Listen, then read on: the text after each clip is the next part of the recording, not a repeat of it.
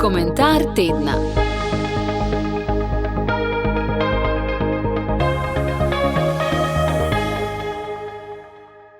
Pravo in varnost je komentar naslovil dr. Božo Cerar. Spoštovane poslušalke in poslušalci, v času vse večje negotovosti v mednarodni skupnosti se vedno znova vračamo k preprosti, a temeljni misli.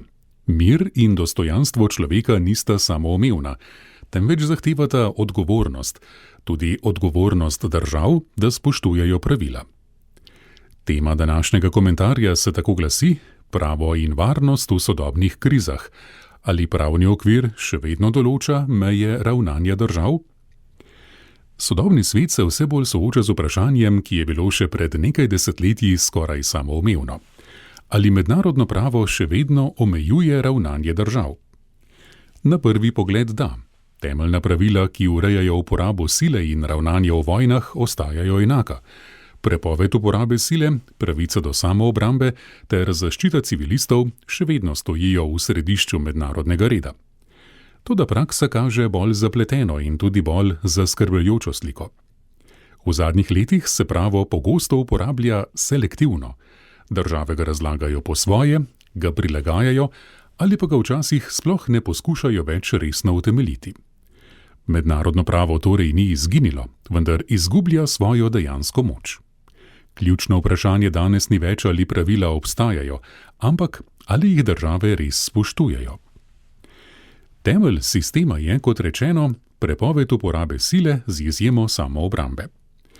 Meddržavno sodišče je v znani zadevi Nikaragva leta 1986 jasno povedalo, da je uporaba sile dovoljena le v izjemnih primerih, ob oboroženem napadu in ob spoštovanju nujnosti in sorazmernosti.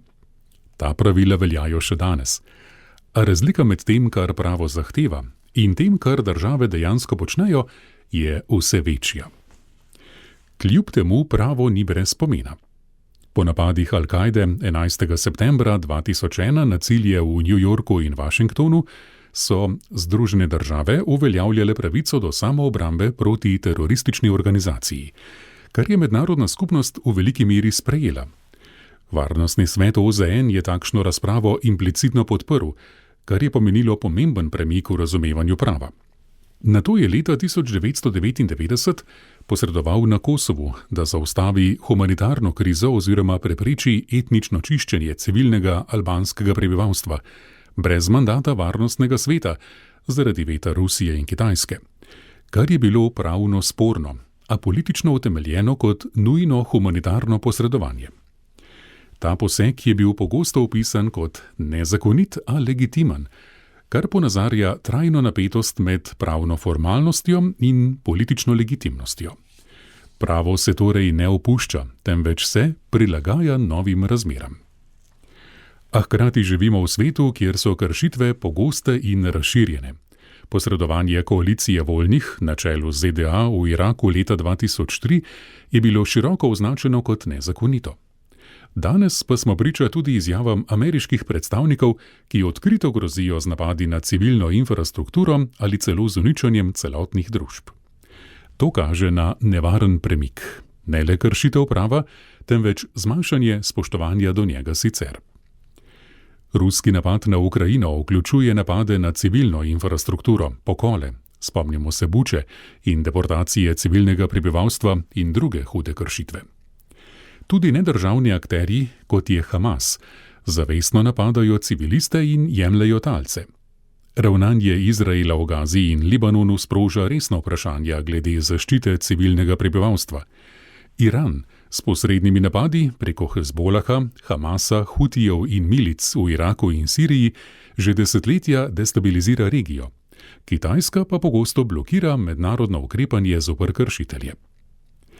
Skupni imenovalec teh primerov je jasen. Pravo obstaja, vendar se uporablja po izbiri. Veliko slabost mednarodnega prava predstavlja njegovo izvrševanje. Čeprav predvideva kaznovanje vojnih zločinov, politični voditelji le redko odgovarjajo.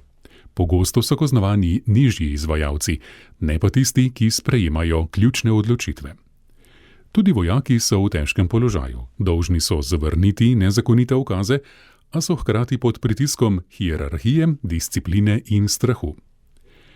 Morda največji problem danes ni samo kršenje prava, ampak njegova selektivna uporaba. Države pravila uporabljajo takrat, ko jim ustrezajo. Mednarodno pravo tako vse bolj postaja orodje politike, ne pa njena meja. Ali to pomeni, da je izgubilo pomen? Ne.